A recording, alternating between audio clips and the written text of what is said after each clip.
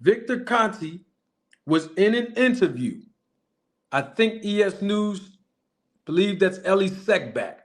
He's in an interview with Ellie Seckback, ES News, March the 27th, 2019. If y'all can't see it, it's in the right, it's on the right side of your screen. Okay? That's March 27th, 2019. These are the words of Victor Conte 2 years before Terence Crawford went to the SNAC program. Okay? Crawford's first fight with the SNAC program was against Sean Porter, okay, in November of 2021. So he went to the SNAC program in 2021. But 2 years prior, 2019, March 27th, 2019, here are the words of Victor Conte himself when he's asked by Ellie Seckback what is his position and who he think will win the fight between Errol Spence Jr., the truth, and Terence Bud Crawford. You know what? I'm doing way too much talking. Don't take my word for it. Roll the tape. I've got all the respect in the world for both Earl and Derek. And now on to your question about that is a very tough call. I think it's a 50-50 fight. I like both guys. Terence has got tremendous skills. He's really got the dog factor, too, that I like. But I think Earl's got the dog factor going for him, too. He's a little more reserved about it.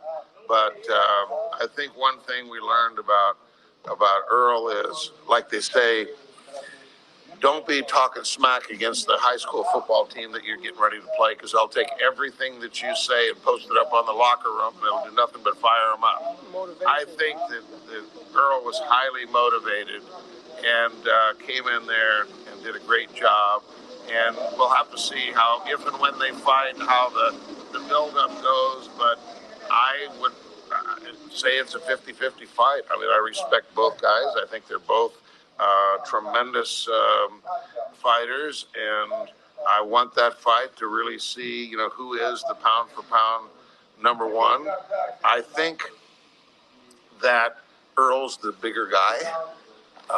He's always been a 47, but I really think he's a 54. And so my question to you, and I think this is the question that most fans would have: if Crawford doesn't drink, which we know, if he doesn't smoke, which we know, if he's a gym rat, meaning that he stays in the gym actively and he keeps his body in shape 24/7, way before he got with Conte. My question to you, as his best friend, knowing him, why do you think that he went over to Victor Conte to get any type of improvements if everything he's been doing in the past 36 fights up until this point, or 37 fights in his case before he went to Victor Conte, was right? They've been doing a nice streak, him and Bomac and the team, Bernie and those guys over there.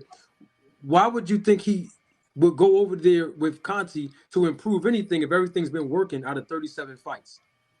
Well, obviously he's going up against, I think, what the boxing world was saying, a bigger fighter, a bigger, stronger fighter. So, I mean, I think, like you said, SNAC does work. This is from my guy. Double salute to him, Gregory Quarterbomb. Greg says, greeting, Manager Marty, the Roll the Tape film crew or family, and Mr. Conte.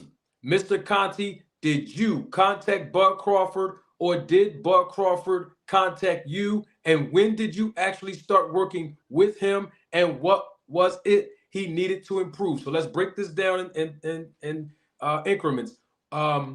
Did you contact Bud, or did Bud Crawford contact you? Okay, as I said earlier, you have these companies out there that for every single fight, I don't know who contracts them, but they go around when they find sponsors and they say, would you like to sponsor this guy? Would you like to sponsor this guy? Would you like to sponsor this guy? Here's how much it's going to cost. I don't know who it was, but somebody that was representing Terence contacted my office, okay, and wanted some ridiculous amount of money, $50,000 or something crazy for endorsement. I said no. Thereafter, at some point, Terence called, and I talked with Terence, aside from this guy. And then Terence on his own, he basically said, "This is Terence, and you don't have to sell me on anything. I already know what you do. I've been following you, and I'd like to work with you, blah, blah, blah." And so we had a brief talk. Then he called Demetrius Andrade. He didn't tell me he was going to do that. And Demetrius said, "Trust me, you want to be with this guy. He will help you in many, many ways." Whatever Demetrius said, he vouched for me. And then Terence called back and said, "I'm in. I want to be with you and SNAC." All right. And so the first step, as we've always talked about, is let's get your blood testing. Because if all I am is a sponsor and I'm just sending you a fighter training stack that's generic for anybody and everybody, and you're wearing a patch, but I've never talked to you or I've never tested your blood, I don't consider that me working with you, and it's a real working relationship. But the instant that you give me all that data on your blood, and I can now interpret that and make specific recommendations and prompt you to have great compliance if you want to get some results, now we're working together. Make sense? Yep. So that happened initially. I guess the first time was before the Porter fight. And I said, "But, there's a bit of a conflict here. I would have to get the approval of Sean and Ken. So before I can commit and say, yes, I will help you in this fight, let me go to them." And I did, as I told you earlier. And then Sean said, "Let me talk to my dad." And he came back and said, "We're good with it," because they're friendly. They've known each other since the amateurs many, many years. They're warriors when they go in the ring, but they're friendly. And then I went back to Terence and I said, "They said they're good with it. And the only thing Terence said was, let the best man win. Tell me what to do. How do I get my blood drawn? How do I work with you?" And we carried forward from there. All right. So he said that he knew your history. Obviously, he wanted to work with you because he called you. The third question is, what was it that he needed to improve because he called you? Well, I'm not going to go into the specifics of his blood imbalances and what he needed and all that. Let me just say that whatever we found, I gave him a narrative and an interpretive guide with specific recommendations as to what we could do to improve these levels. And hopefully that would, and I described specifically, if we adjust this and adjust this, these are the types of effects that it should have. And so he had good compliance and he did what I asked him to do. And I was routinely communicating and sending him boxes of whatever it was that he needed.